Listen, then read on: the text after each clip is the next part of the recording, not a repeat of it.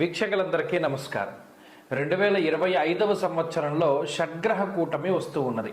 అనగా 6 గ్రహాలు ఒక రాశిలో కూడి కొంతకాలం పాటు ఉండబోతూ ఉన్నాయి. అయితే ఇది కొంత దుష్ప్రచారం జరుగుతూ ఉన్నటువంటిది ఏంటి అంటే, ఈ షడ్గ్రహ కూటమి కొన్ని వందల సంవత్సరాలకి, కొన్ని వేల సంవత్సరాలకు ఒకసారి వస్తుందని, లేకపోతే దీనివల్ల విపరీతమైనటువంటి పరిణామాలు మనం ఎదుర్కొనవలసి వస్తుందని, ఇలా అనేక రకాలైనటువంటి అపోహలు కొంత ప్రచారంలో ఉన్నాయి. అయితే ఒక విషయం గుర్తుపెట్టుకోవాల్సింది ఏంటి అంటే, ఈ 4 గ్రహాలు కూడి ఉండడం, త్రిగ్రహ కూటమి అయితే చాలా రెగ్యులర్గా వస్తుంది. పంచగ్రహ కూటమి కొంత రేర్, 5-6 నెలలకు వస్తుంది. షడ్గ్రహ కూటమి మరీ రేర్, కానీ ఇది రాకపోవడం అన్నది ఏమీ లేదు. కొన్ని వందల సంవత్సరాలు, కొన్ని వేల సంవత్సరాలకు ఒకసారి వచ్చింది. కుంభమేళా జరిగిన తర్వాత వచ్చింది. లేకపోతే ఇంకా రకరకాలైనటువంటి అపోహలు ఉండొచ్చు. కానీ మనం ఇందులో వాస్తవాలేంటి, అవాస్తవాలేంటి, అసలు దీనివల్ల వచ్చేటువంటి విపత్తులు ఏంటి అన్నది ఆల్రెడీ ఒక వీడియో చేయడం జరిగింది. దానికి సంబంధించినటువంటి డిస్క్రిప్షన్లో మనం ఆ లింక్ని పొందుపరచడం జరిగింది. అందులో కూడా మనం ఒకటే చెప్పాం. అయితే ఈ పంచగ్రహ కూటములు, షడ్గ్రహ కూటములు పట్టినప్పుడు ఏంటంటే కొన్ని ప్రకృతి వైపరీత్యాలు వస్తాయి. కొంతమంది మీరు గమనించండి, ఒక నెల రోజుల ముందు ఏదో హెచ్ఎంపివి వైరస్ అనేదో వచ్చింది. ఇది కరోనా కంటే భయంకరంగా ఉంటుంది, ఈ షడ్గ్రహ కూటమి వల్ల ఇది వస్తుంది అనే దుష్ప్రచారం కూడా జరిగింది. ఆ టైంలోనే మనం చేసాం, అసలు అటువంటిది ఏమీ లేదు, అంత భయపడాల్సిన అవసరం లేదు అని. ఆ లింక్ కూడా మన డిస్క్రిప్షన్లో ఉంది, చూడండి ఆ వీడియో. అది దేశ కాలమానాలపై ఏ విధంగా ప్రభావితం ఉంటుంది అన్నది అందులో బ్రీఫ్గా చెప్పాను, చాలా వివరంగా. అలాగే అందులో ఒక మాట చెప్పాను, మరి 12 రాశుల వారికి షడ్గ్రహ కూటమి అన్నది ఏ విధమైన ఫలితాలను ఇస్తుంది అన్నది మనం వివరంగా వీడియో చేసుకుందామని చెప్పాను. సో ఈ షడ్గ్రహ కూటమి అన్నది ఏమిటంటే, షడ్గ్రహ కూటమి అంటే మళ్ళీ ఒకసారి చూస్తే, మీన రాశి యందు మార్చి నెల 28వ తారీఖున పూర్వభాద్ర నక్షత్రం 4వ పాదంలోకి చంద్రుడు ప్రవేశించిన తర్వాత చంద్రుడితో కలుపుకొని, అనగా చంద్రుడు, రవి, బుధుడు, శుక్రుడు, రాహువు, శనేశ్వరుడు, ఈ 6 గ్రహాలు కలిపి మీనరాశి యందు ఉండబోతూ ఉన్నాయి. సరే, ఈ 6 గ్రహాలు కూడడం వల్ల ఈ 12 రాశుల వారికి ఏ విధమైన ప్రభావం ఉంటుంది, ఇందులో ఏ రాశుల వారికి అదృష్టం పట్టబోతుంది, పడుతుందా అంటే నిజంగా అంటే నిజంగా పడుతుంది.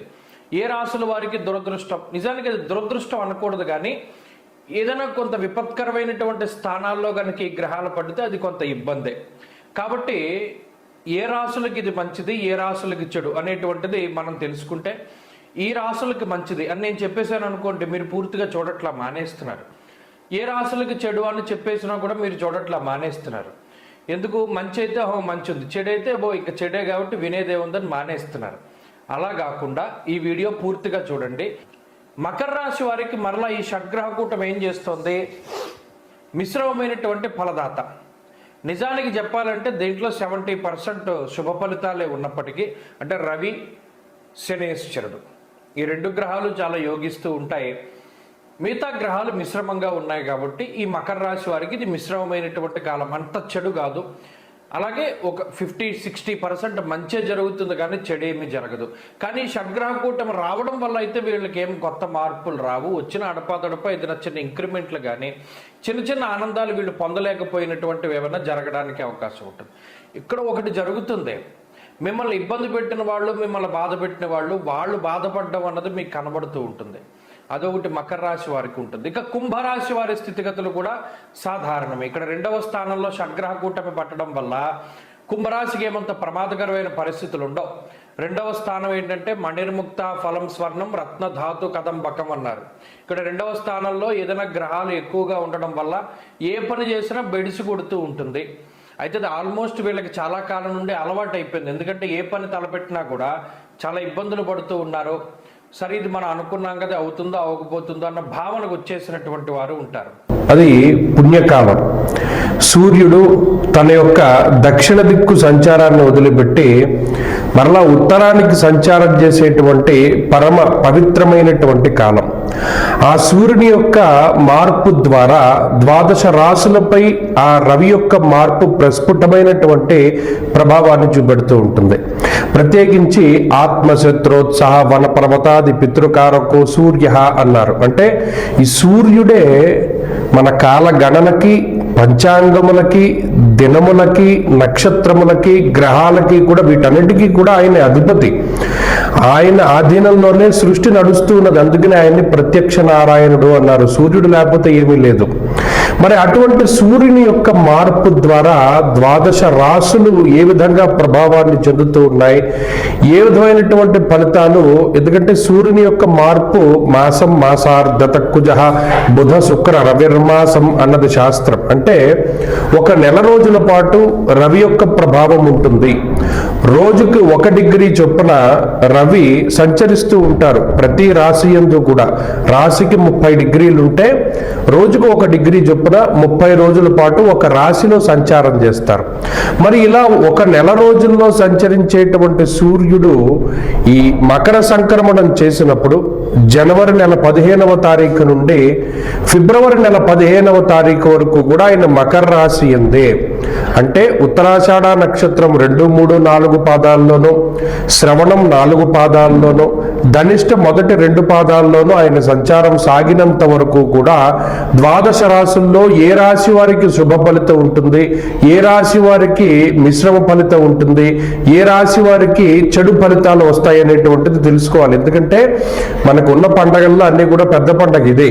మరి ఆ పండగ సమయంలో మరి మనకి ఏమి కలిసి వస్తుంది రవి యొక్క మార్పు ద్వారా అనేటువంటి విషయాల్ని ఈ కార్యక్రమం ద్వారా కూలంకషంగా తెలుసుకుందాం. ముఖ్యంగా మేషరాశి వారి యొక్క స్థితిగతుల్ని పరిశీలన చేసినప్పుడు మేషరాశ్యాధిపతి కుజుడు ప్రస్తుతానికి ఆయన స్తంభనలో ఉన్నారు. అర్ధాష్టమ కుజునిగా కొంత ప్రతికూలమైనటువంటి ఫలితాలను ఇస్తూ ఉన్నారు. ఇలాంటప్పుడు రవి కుజుల యొక్క సమసప్తక స్థితి, అంటే కుజుడు కర్కాటక రాశిలో ఉండడం, రవి మకర రాశిలో ఉండడం వల్ల వారిద్దరికీ సమసప్తక స్థితి అనేటువంటిది ఏర్పడుతుంది. అందులోనూ రవి దశమంలో దిగ్బలయుక్తుడై ఉంటారు. అర్ధసిద్ధి సదారోగ్యం బంధు సంతోషవర్ధనం అన్నది శాస్త్రం. ఇక్కడ మేషరాశి వారికి ఇది చాలా గొప్ప ఫలితాలని ఇస్తూ ఉన్నది ఈ గ్రహస్థితి. అటు అర్ధాష్టమ కుజుని యొక్క వ్యతిరేక ఫలితాలని తగ్గిస్తూ రవి యొక్క బలం ఎక్కువగా ఉన్నందున అర్ధసిద్ధి, అర్ధము అంటే అటు ధనము, ఐశ్వర్యము అనేటువంటి అర్థాలు వస్తూ ఉంటాయి. అటువంటి అర్ధసిద్ధి కలుగుతుంది. అంటే ఇంట్లో శుభ కార్యక్రమాలు జరగడం, చక్కగా ఇది పంటలు చేతికొచ్చేటువంటి సీజను కాబట్టి మీరు చేసేటువంటి వ్యాపారాదులు, వ్యవహారాదులు అద్భుతంగా ముందుకు సాగేటువంటి సమయం. వ్యాపార లాభము, పంట లాభము, అలాగే ఉద్యోగమందు లాభము. దశమం ఉద్యోగ స్థానం కాబట్టి ఉద్యోగంలో ప్రమోషన్లు మొదలుకొని అన్ని రకాలైనటువంటి మంచి జరగడానికి రవి యొక్క మార్పు కారణమవుతుంది. అనగా ఈ సంక్రాంతి మేషరాశి వారు అత్యద్భుతంగా ఆనందంగా గడపగలుగుతారు. ఇక ఫిబ్రవరి వరకు ఉండేటువంటి పరిస్థితులు కూడా వీరికి చాలా అద్భుతంగా ఉన్నాయి. అర్ధసిద్ధి సదారోగ్యం బంధు సంతోషవర్ధనం, ఆరోగ్యం కూడా వస్తుంది. ఎందుకంటే మరి ఇందాక చెప్పుకున్నాం రవి ఉత్సాహకారకుడు కాబట్టి ఆరోగ్యం కూడా వస్తుంది.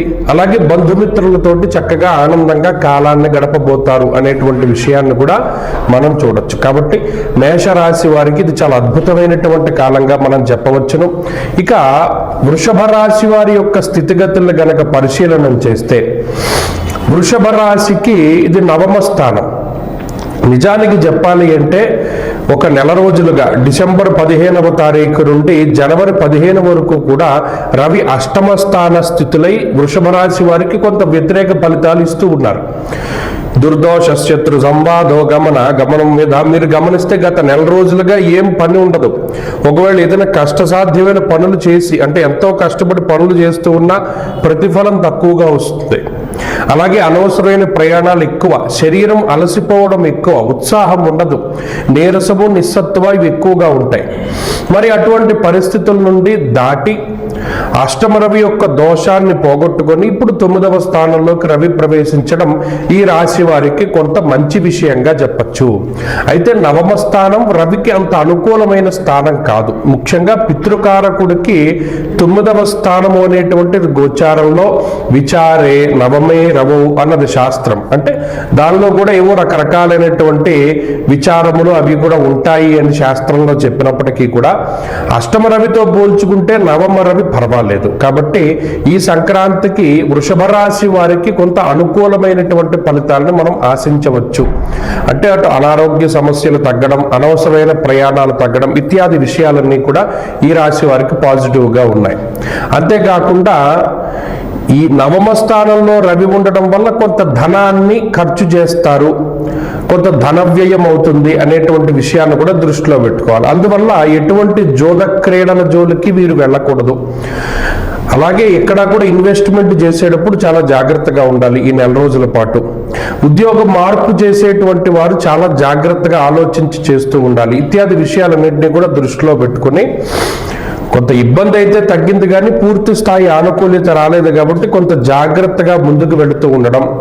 రవి యొక్క అనుకూలత కోసమే ఎక్కువ ప్రయత్నం చేయాలి. అంటే ఆదిత్య హృదయ స్తోత్ర పారాయణ కానీ, లేదు సూర్యాష్టక పఠనం కానీ, ఇవన్నీ కూడా చేస్తూ ఆదివారం నాడు రాత్రౌ క్షీరాన్న భుక్తిశ్చ ఆయుర్వృద్ధిం దినే దినే అన్నారు.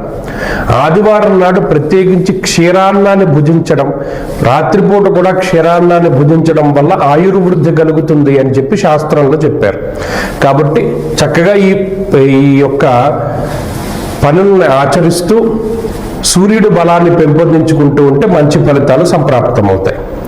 ఇక మిథున రాశి వారికి రవి యొక్క మార్పు అనేటువంటిది, అంటే ఈ మకర సంక్రమణం అనేటువంటిది కొంత మిశ్రమమైనటువంటి ఫలితాన్ని ఇస్తూ ఉన్నది. ఇప్పటి వరకు సప్తమ స్థానంలో, అంటే డిసెంబర్ 15 నుండి జనవరి 15 వరకు సప్తమ స్థానమందు రవి యొక్క సంచారం జరిగింది. మరి ఆ రవి ఇప్పుడు అష్టమంలోకి వెళుతున్నారు. ద్వాదశాష్టమ జన్మస్థ శని అర్క అంగారక గురువు. మరి అటు 8వ స్థానంలో రవి కూడా పాప ఫలితాన్ని ఇస్తాడు అని చెప్పి శాస్త్రంలో చెప్పారు. ఏంటంటే ఆ పాప ఫలితం అంటే దుర్దోషశ్చిత్ర సంవాదో గమనం వ్యధ. అంటే ఇందులో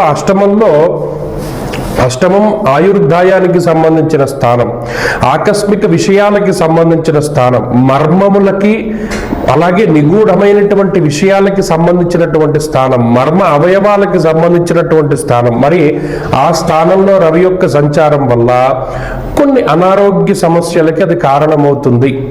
అంతేగాక ఇందాక చెప్పుకున్నట్టు దుర్దోష శత్రు సంవాదో గమనం వ్యధ, అనగా ప్రయాణాలు ఇవి కూడా కొంత అనవసరమైనటువంటి ప్రయాణాలు అధికంగా ఉంటాయి. అలాగే కొంత శరీరం అలసిపోతూ ఉంటుంది. మరీ ముఖ్యంగా అనవసరమైనటువంటి తగువులు ఎక్కువ అవుతాయి. అలాగే కొంత ఉత్సాహం తక్కువగా ఉంటుంది, నీరసము నిస్సత్వ ఇటువంటివి ఆవరిస్తూ ఉంటాయి అని చెప్పడం జరిగింది. కొంత వ్యతిరేకమైన ఫలితాలు చెప్పారు కాబట్టి ఆ ఫలితాల నుండి కాపాడుకోవడానికి ఎక్కువగా సూర్యారాధన చేయాలి. అనగా ఆదిత్య హృదయ స్తోత్ర పారాయణ చేస్తూ ఆదివారం నాడు గోధుమలతో చేసిన పదార్థాలు ఏవి తినకుండా వాటిని దానం చేస్తూ ఉండమన్నారు. అలా చేస్తూ సూర్యుడికి క్షీరాన్నాన్ని నివేదన చేసి దాన్ని ప్రసాదం కింద భుజించమన్నారు. అలా గనక చేస్తే చక్కటి ఆరోగ్యం వస్తుంది. మరి మకర సంక్రమణానికి కొంత ప్రతికూలత పరిస్థితులు తగ్గుతాయి అని చెప్పి చెప్పడం జరిగింది. ఇక కర్కాటక రాశి వారికి రవి యొక్క మార్పు సాధారణమైన ఫలితాన్ని ఇస్తూ ఉన్నది. అయితే గతంలో షష్ఠరవి చాలా అనుకూలమైనటువంటి గ్రహము ప్రస్తుతానికి సప్తమ స్థానమందు ప్రతికూలంగా ఉన్నారు.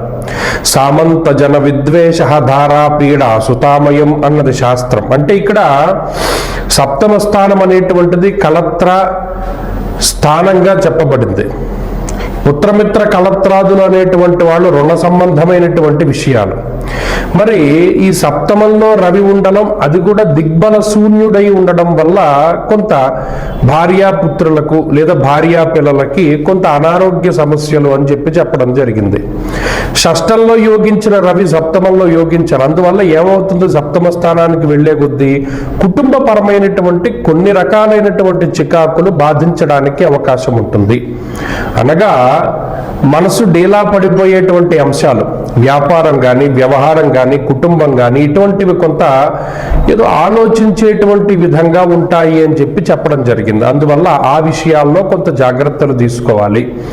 అలాగే ఉత్సాహ భంగ కార్యాన్ని అన్నారు. చూడండి, చాలా ఉత్సాహంగా ఏదైనా ఒక పని మొదలు పెడదాం అనుకుంటే దానిలో రకరకాల ఆటంకాలు వచ్చి ఆ ఉత్సాహ భంగం అవుతూ ఉంటుంది. అంటే ఏదో ఒక పని చాలా స్పీడ్గా చేయనివ్వదు అనమాట గ్రహస్థితి. అటువంటి వాటికి కూడా ఈ రవి కారణమవుతారు. కాబట్టి రవి బలాన్ని పెంచుకోవడానికి ప్రయత్నం చేయాలి. సప్తమ రవి వల్ల అటు కుటుంబపరమైనటువంటి ఆరోగ్య సమస్యలు, అలాగే వ్యాపారపరమైనటువంటి ఇబ్బందులకి కొంత అవకాశం ఉంటుంది. కాబట్టి వాటిని దూరం చేసుకోవడానికై చక్కగా ఆదిత్య హృదయ పారాయణం చేస్తూ సూర్యుడికి ప్రతిరోజు అర్ఘ్యం వదలడం ద్వారా, అలాగే సంధ్యావందనాది ప్రక్రియల ద్వారా రవి యొక్క బలాన్ని పెంచుకుంటూ ఉంటారు. మరీ ముఖ్యంగా ఈ కర్కాటక రాశి వారికి రవి బలం పెరగడానికై ఆదివారం నాడు మధ్యమాంసములను భుజించడం వదిలిపెట్టాలి. అలాంటప్పుడే వారికి రవి బలం పెరుగుతుంది. ఇక సింహరాశి వారికి మకర సంక్రాంతి ఎప్పుడూ అదృష్టాన్ని ఇస్తుంది. మీరు గమనించండి, వారు ఏ ఫీల్డ్కి సంబంధించిన వారైనా అయి ఉండనివ్వచ్చు. వారు సినిమా రంగంలో ఉండొచ్చు, రాజకీయాల్లో ఉండొచ్చు, క్రీడా రంగంలో ఉండొచ్చు, సాఫ్ట్వేర్ రంగంలో ఉండొచ్చు, లేదా మరి ఏ ఇతర రంగాల్లో ఉండనివ్వండి. సంక్రాంతి అంటే అదృష్టం సింహరాశిదే. రాస్యాధిపతి ఉపచయ స్థానమందు చాలా యోగించేటువంటి స్థాయిలో ఉండడం వల్ల షష్ఠే రవౌసు సౌఖ్యాదిన్ ఎత్ర కార్య అర్ధసాధనం, వారు ఏదనుకుంటే అది అవుతుంది. ఏ పని ప్రారంభిస్తే అది పూర్తి అవుతుంది. రుణబాధలు, రోగబాధలు తగ్గుతాయి. చేతికొచ్చేటువంటి పంట లేదా చేతికొచ్చేటువంటి డబ్బు అది ఉద్యోగంలోనైనా వ్యాపారంలోనైనా అన్నిట్లోనూ కూడా చాలా దిగ్విజయంగా ఉంటుంది సింహరాశి వారికి. కాబట్టి ఈ రవి యొక్క మార్పు సింహం చాలా అద్భుతంగా ఉంటుంది. కాబట్టి ఈ మకర సంక్రాంతి ఇప్పుడే కాదు, ఎప్పుడూ కూడా వీరికి యోగించేటువంటిదే. అందువల్ల సింహరాశి వారు చాలా అద్భుతమైనటువంటి స్థాయిలో ఉంటారు. ఈ మకర సంక్రమణం రోజున వారికి ఐశ్వర్య ప్రాప్తి, ఆరోగ్య ప్రాప్తి ఇవన్నీ కూడా కనబడుతూ ఉన్నాయి. అంతేకాకుండా సింహరాశి వారికి ఇది ఆనందదాయకమైనటువంటి సమయము అని కూడా చెప్పచ్చు. ఇలా చెప్పుకుంటూ పోతే ఇలా చాలా రకాలైనటువంటి అంశాలు, అంటే చాలా కాలంగా డేలా పడిపోయినటువంటి సింహరాశి వారికి ఉత్సాహం రావడం, ఇలా ఇటువంటివన్నీ కూడా జరుగుతాయి. కాబట్టి అన్ని సర్వత్రా మంచి విషయాలే ఉన్నాయి. కాబట్టి ఏం ఇబ్బంది లేదు. ఇక కన్యారాశి వారి పరిస్థితులను చూస్తే అర్ధాష్టమ రవి యొక్క దోషం పోతోంది. ఇది ఒక గొప్ప విషయం. ఎందుకు? ద్వాదశాష్టమ జన్మస్థ శని అర్క అంగారక గురు. ఇందులో ప్రత్యేకించి చతుర్థాన్ని చెప్పలేకపోయినా అర్ధాష్టమ స్థానము అంటే, చతుర్థ స్థానము అంటే బంధుభావేన బంధుశ్చ గృహం మాతృబలం సుఖం అన్నారు. ఇది చాలా కీలకమైనటువంటి స్థానం. విద్య, ఉద్యోగము, కుటుంబము, తల్లిగారు లేదా సుఖస్థానంగా కూడా దీన్ని అభివర్ణించడం జరిగింది. మరి ఆ స్థానంలో రవి సంచరించడం వల్ల అంతఃక్లేశం గృహశ్చిద్రం సౌఖ్య నిమభోజనం అన్నారు. అంటే ఇంట్లో ఉండేటువంటి పరిస్థితులు దెబ్బతింటాయి. గత నెల రోజులుగా చూసుకుంటే డిసెంబర్ 15 నుండి జనవరి 15 వరకు కుటుంబపరమైనటువంటి సమస్యలు, అంటే ఇంట్లో మానసిక ప్రశాంతత లేకపోవడము, ఉద్యోగ వ్యాపారాల్లో చికాకులు ఉండడము ఇత్యాది విషయాలు ఎక్కువగా ఈ రాశిపై ప్రభావాన్ని చూపెడుతూ ఉన్నాయి. మరి అటువంటి పరిస్థితుల్లో మార్పు అనేటువంటిది కూడా కొంత కనబడుతూ ఉంటుంది. అలాగే పంచమంలోకి రవి ప్రవేశించడం వల్ల శరీరం కొంత ఎక్కువగా జాడ్యంగా ఉంటుంది అన్నారు. అనగా ఏంటి? సుహృత్కేశం ధనక్షయం, శరీరంలో బద్ధకం అనేటువంటిది పెరిగిపోతుంది. అంటే ఏ పని చేయడానికి సుముఖత చూపించరు, ఎక్కువగా బద్ధకంగా ఉండడానికి ఎక్కువ అవకాశాన్ని ఇస్తాడు రవి. ఉత్సాహం ఉండదు. ఏదైనా ఆటలాడుకోమన్నా లేకపోతే ఏదైనా ప్రయాణం చేద్దామన్నా ఇప్పుడు వెనకడిగే వేస్తారు తప్పితే ఉత్సాహంగా ముందుకు వెళ్ళలేరు ఈ రాశివారు. అంతేకాకుండా సుహృత్కేశం ధనక్షయం, అంతే సొంత వాళ్ళే ఎక్కువ బాధ పెడుతూ ఉంటారు. సొంత వాళ్ళ గురించి బాధలు ఎక్కువ అవుతూ ఉంటాయి. వారి గురించి ఆలోచన చేయడం, కుటుంబ సభ్యులు, బంధువులు, మిత్రులు, స్వజనులు ఎవరో ఒకళ్ళ గురించి. ఇలా ఏంటి అంటే ఈ రవి యొక్క మార్పు ద్వారా మానసికమైనటువంటి సంఘర్షణ ఉంటుంది. అయితే ఇందాక చెప్పుకున్నట్టు అర్ధాష్టమ స్థానం నుండి కొంత బయటపడ్డారు కాబట్టి చాలా వరకు కుటుంబ సమస్యలు తగ్గుతాయి. కానీ పంచమం కూడా అంత మంచిది కాదు కాబట్టి అది పుత్రమిత్ర కలత్రాదులకి సంబంధించినటువంటి ఆలోచనలు ఎక్కువగా ఉంటాయని దృష్టిలో పెట్టుకోవాలి. కాబట్టి ఇది మిశ్రమమైనటువంటి స్థితి కన్యారాశి వారికి.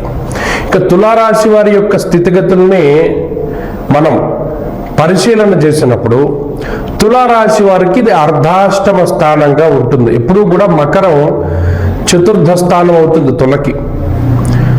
చతుర్థంలో రవి ఇబ్బంది పెట్టేటువంటి గ్రహంగానే చెప్పబడింది. అనగా అంతఃక్లేశం గృహశ్చిద్రం సౌఖ్యహానిమ భోజనం అన్నారు. అంటే ఇందులో ప్రత్యేకించి సుఖవంతమైనటువంటి రోజులను గడపడానికి రవి అంత అవకాశాన్ని ఇవ్వరు.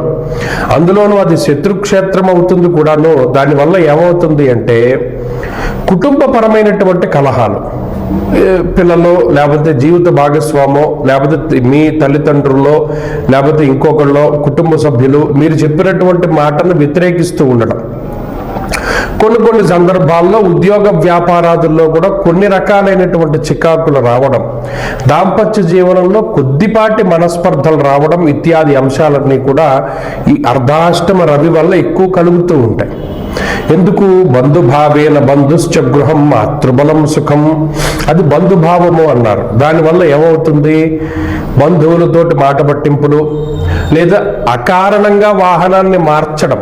ఎందుకు? ఇప్పటి వరకు మనకి పలానా బండో లేకపోతే కారో ఇంకోటో అచ్చొచ్చింది అయి ఉంది అనుకోండి, సడన్గా వెళ్ళి ఆ వాహనాన్ని మార్చేస్తారు. ఇలా సెంటిమెంట్ వస్తువుల యొక్క మార్పు లేదు వాహనాల కొనుగోలు ఇవన్నీ కూడా కొన్ని చేయడానికి అవకాశాలు ఉంటాయి. అందుకని ఏం చేసినా కూడా కొంత జాగ్రత్తలు తీసుకోవాలి. ఆలోచన శక్తి స్థిరంగా ఉండదు కాబట్టి ఏది చేసినా కొంత జాగ్రత్తగా చేస్తూ ముందుకెళ్ళడం మంచి విషయం.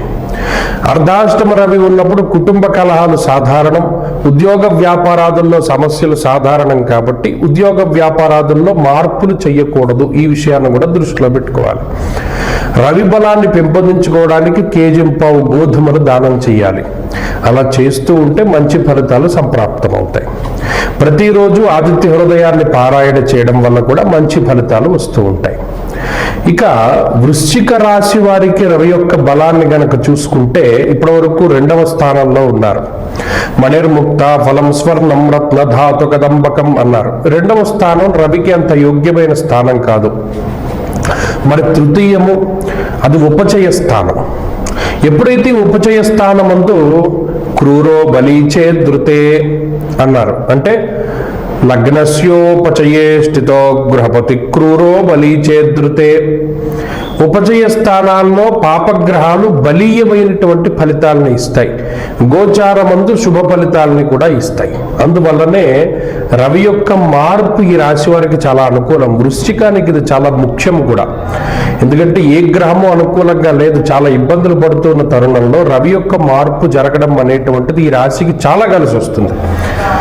అటు తృతీయంలో రవి ఉండడం వల్ల ఆరోగ్యం నిత్య సంతోష అన్నారు. అంటే ప్రతిరోజు సంతోషంగా ఉండడానికి ఆరోగ్యంగా ఉండడానికి కూడా రవి కారణమవుతూ ఉంటారు. కాబట్టి ఈ విధంగా ఈ రాశి వారికి ఇది ఒక అదృష్టంగా చెప్పచ్చు.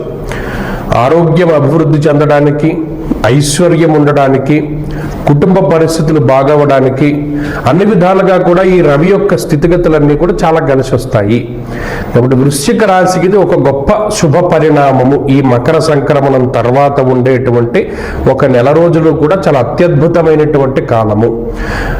వాహనాదుల యొక్క కొనుగోలు అలాగే వ్యాపారం బాగుండడం, ఉద్యోగం బాగుండడం తదితర అంశాలన్నీ కూడా ఇందులో మనం చూడవచ్చును. ఇక ధనురాశి వారి యొక్క స్థితిగతులను గనక చూస్తే జన్మరవి యొక్క దోషం పోయింది. రవి తన యొక్క అంటే ఈ రాశిలో సంక్రమణం జరుగుతూ ఉన్నటువంటి స్థితిని వదిలిపెట్టి వెళతారు. ఇందాక మనం ఒక శ్లోకం చెప్పుకున్నాం, దేహార్తిచిత్త సంతాపకాల తిక్రమ భోజనం. శరీరానికి సంబంధించినంత వరకు ఆయన ఆత్మకారకుడు, పితృకారకుడు. వన పర్వతాది పితృకారక సూర్య అన్నది శాస్త్రం. ఉత్సాహభంగ కార్యాన్ని అన్నారు. అనగా రవి జన్మరాశి సంచారం చేసేటప్పుడు ధనురాశి వారికి ఉత్సాహం ఉండదు. ఏదో ఒక రకమైనటువంటి మానసిక సమస్యనో ఏదో ఒక రకమైనటువంటి ఉత్సాహ భంగమో జరుగుతూ ఉంటుంది. మరి అటువంటి దాన్ని దాటి ఫలితాన్ని ఇవ్వడం ఒక మంచి పరిణామంగా చెప్పచ్చు. అనగా 2వ స్థానమందు రవి యొక్క స్థితిగతులు అది అంత యోగ్యమైన స్థితి కాకపోయినప్పటికీ జన్మ రవితో పోల్చుకుంటే అది మంచిది. కాబట్టి దీనివల్ల ఏమవుతుంది, జన్మ రవి వల్ల శరీరం అలసిపోవడము, డబ్బు ఎక్కువగా ఖర్చు అవుతూ ఉండడము, ప్రయాణాదులు ఎక్కువగా చేయవలసి రావడం ఇత్యాది అంశాలతోటి ఇప్పటివరకు కొంత సతమతం అవుతూ ఉంటారు ఈ ధనురాశి వారు. ఇప్పుడు ఆ పరిస్థితిని దాటి కొంత శుభమూలకమైనటువంటి ఫలితాల్లోకి వెళుతున్నారు. కాబట్టి ఈ మార్పు మంచిది. 2వ స్థానంలోకి రవి యొక్క మార్పు కూడా చాలా మంచిగానే మనం చెప్పుకోవచ్చును. ఆపుదా ఇంకా 3 మకర రాశిలోకి రవి ప్రవేశము. మకర సంక్రమణం అంటేనే పేరది, మకర రాశిలోకే రవి రావడం. మరి ఇది చాలా మంది కొంత మంచిది అనేటువంటి కొంత అభిప్రాయంలో ఉన్నా కూడా గోచారవశాత్తు జన్మరవి యొక్క స్థితి అంత మంచిది కాదు. జన్మ రాశి యందు రవి సంచారం చేయడం వల్ల అది తను స్థానం కాబట్టి దానివల్ల ఏంటి అంటే దేహార్తిచిత్త సంతాప కాలాతిక్రమ భోజనం అన్నారు. రవి కాలస్వరూపుడు, మనకి కనిపించేటువంటి ప్రత్యక్ష నారాయణుడు. ఆయన జన్మరాశి యందు సంచారం చేయడం వల్ల కాలాన్ని అతిక్రమించి భోజనం చేస్తారు. ఎందుకు చేస్తారు? పని ఒత్తిడి ఎక్కువగా ఉండడం వల్ల. మీరు గమనించండి, ఏదైనా మనకి వర్క్ ప్రెషర్ ఉన్నప్పుడు తినడం కొంచెం ఆలస్యం అవుతూ ఉంటుంది, పడుకునే వేళల్లో మార్పులు వస్తూ ఉంటాయి. దానికి కారణం ఏంటి అంటే ఈ కాలస్వరూపుడైనటువంటి రవి జన్మరాశి సంచారం చేయడం. అందువలన ఏమవుతుంది అంటే కొంత కాలాన్ని అతిక్రమించి భోజనం చేయడం, శరీరం అలసిపోవడం, దేహార్తి చిత్త సంతాప, అనుకున్న పనులు సజావుగా సాగకపోవడం. అంటే ఏదో అనుకుంటాం మనం, ఆ పనిలా సాగకపోవడం, కొంత ఇబ్బంది పడుతూ ఉండడం ఇత్యాది విషయాలన్నీ కూడా ఇందులో సాధారణంగా జరుగుతాయి. అయితే ఇది మరి ఈ రవి గ్రహం జన్మరాశి సంచారం వల్ల ఇవన్నీ వస్తాయి. అందుకని ఏం చేయాలి, ఈ మకర సంక్రమణం జరిగినటువంటి 1 నెల రోజుల పాటు కూడా కొంత రవి బలాన్ని పెంచుకోవడానికి ప్రయత్నం చేయాలి. అంటే రవి యొక్క స్తోత్ర పారాయణ చేస్తూ రాత్రౌ క్షీరాన్న భుక్తిశ్చ ఆయుర్వృద్ధిం దినే దినే అన్నారు. రాత్రిపూట క్షీరాన్నాన్ని భోజనం చేస్తూ సూర్యారాధన చేస్తూ ఆదివారం క్షీరాన్నాన్ని సూర్యుడికి నివేదన చేయమన్నారు. అలా చేస్తూ ఉంటే రవిగ్రహం యొక్క ఆనుకూల్యత క్రమేపీ వస్తూ ఉంటుంది. రవి అనుకూలత రావడం ద్వారా శారీరక శ్రమ తగ్గుతుంది. కాబట్టి ఉద్యోగ వ్యాపారాదుల్లో మార్పులు చేద్దామనుకున్నటువంటి వారు కూడా సూర్యారాధన చేసిన తర్వాతే ముందుకెళ్ళాలి. ఇది మకర రాశి వారి యొక్క స్థితిగతులు. ఇక కుంభరాశి యొక్క స్థితిగతులను పరిశీలనం చేస్తే కుంభరాశి వారికి మకర సంక్రమణం లగాయితూ రవి యొక్క వ్యయస్థాన స్థితి ప్రారంభమవుతుంది. ద్వాదశాష్టమ జన్మస్థ శనియర్ కంగారక గురువు అన్నారు. ఇక్కడ 12వ స్థానమందు క్రూర గ్రహాలు ఎప్పుడైతే పడతాయో రవి 12వ స్థానమందు ఉంటారో అది స్వస్థాన నాశనం చేయవ బంధురోగో ధనక్షయం అనగా స్థానాన్ని మార్పు చెందించేటువంటి గ్రహంగా ఉంటారు. అంతేకాకుండా కొంత అనుకున్నటువంటి పనుల్లో ఆటంకాలను సృష్టించడం, అనారోగ్య సమస్యలకి కారణమవడం, కొన్ని సందర్భాల్లో అతి ఖర్చులకి కారణమవుతూ ఉండడం ఇత్యాది అంశాలన్నీ కూడా రవి యొక్క మార్పు ద్వారా జరుగుతాయి. అంతేకాకుండా అప్పటి వరకు ఎవరైతే మనకి మిత్రులుగా ఉన్నారో ఆ మిత్రులందరూ కూడా కొంత వ్యతిరేకంగా మారుతూ ఉంటారు. కొంత మీకు అనుకూలించకపోవడం, వారు మీకు సహకరించకపోవడం, అలా కాకుండా ఇంకా మీరు ఎవరినైతే నమ్ముకుని ఒక పని ప్రారంభం చేశారో వారు ఆకస్మికంగా మధ్యలో మిమ్మల్ని వదిలిపెట్టి వెళ్ళిపోవడం ఇత్యాది అంశాలన్నీ దీనివల్ల జరుగుతాయి. అందువల్లనే ఈ వ్యయంలో రవి సంచారం చేసేటప్పుడు నిలకడ అనేటువంటిది ఉండదు. ఎక్కువగా ఒక ప్రాంతం నుండి వేరే ప్రాంతానికి కుటుంబానికి దూరంగా వెళ్ళవలసి రావడం కానీ, అనవసరమైన ప్రయాణాలు చేయడం కానీ, అనవసరమైన ఖర్చు కానీ, అలాగే శరీరంలో కొంత సత్తువ తగ్గిపోతూ ఉంటుంది. ఇటువంటి వాటికి నీరసము, ఇటువంటి వాటికి కూడా రవి కారణం. అలాగే ఎముకలకి సంబంధించినటువంటి ఇబ్బందులకి కూడా రవి కారణమవుతారు. ఈ విషయాలను దృష్టిలో పెట్టుకొని ఆ బలాన్ని పెంపొందించుకోవడానికై కుంభరాశి వారు ప్రయత్నం చేయాలి. అనగా ఆదివారం నాడు గోధుమలు దానం చేయడం, సూర్యాష్టకాన్ని పఠిస్తూ ఉండడం, దానిలో చెప్పినటువంటి విధానంగా అనగా శని ఆదివారాలు మధ్యమాంసాలని నిషేధించుకుంటూ వెళ్ళడం ఇత్యాది అంశాలు కుంభరాశికి కలిసి వస్తాయి. అలాగే ఎరుపు రంగు వర్ణానికి అంటే ఆ ఎరుపు వర్ణానికి కొంత దూరంగా ఉండడం, ప్రత్యేకించి ఉదయంలో సూర్యుడికి అర్ఘ్యాన్ని ఇస్తూ ఉండడం లాంటి అంశాలు కూడా కుంభరాశి వారు చేస్తూ ఉండాలి. ఇక మీనరాశి వారికి రవి యొక్క మార్పు చూస్తే మకర సంక్రమణం ఎప్పుడూ మీనానికి కలిసి వస్తుంది. ముఖ్యంగా లాభస్థాన స్థిత రవి లాభస్థానంలో ఉండడం చాలా గొప్ప విషయం. అది ముహూర్తాలకైనా లేకపోతేనేమో ఈ జాతకాదులకైనా గోచారానికైనా ఉపచయ స్థానమందు రవి యొక్క సంచారం, అందులో లాభమందు పూర్ణమైనటువంటి శుభ ఫలితాన్ని మనం ఆశించవచ్చును. ఈ లాభస్థానంలో రవి ఉండడం వల్ల అర్ధంచ స్వకులాచార గృహలాభ సుభోజనం అన్నది శాస్త్రం. అంటే బంధుమిత్రులతో కలుస్తూ ఉండడం, ఎప్పుడో ఒకసారి దేశానికి వచ్చినటువంటి వారు మరలా తిరిగి స్వదేశాలకు రావడం, లేదా విదేశాలకు పయనమవుతూ ఉండడం, చదువు పరంగా ఉద్యోగాల పరంగా వేరే దేశానికి వెళ్ళాలి అనుకునేటువంటి వారందరికీ కూడా రవి ఆనుకూల్యత దొరుకుతూ ఉంటుంది. అంతేకాకుండా ఇంట్లో ఏదైనా శుభ కార్యక్రమాలు జరగవలసి ఉన్నా, లేదా బంధుమిత్రులతో ఒక చోట కూడుకుని పంక్తి భోజనాలు చేయాలి అన్నా, ఇటువంటి వాటన్నిటికీ కూడా రవి అనుకూలిస్తూ ఉంటారు.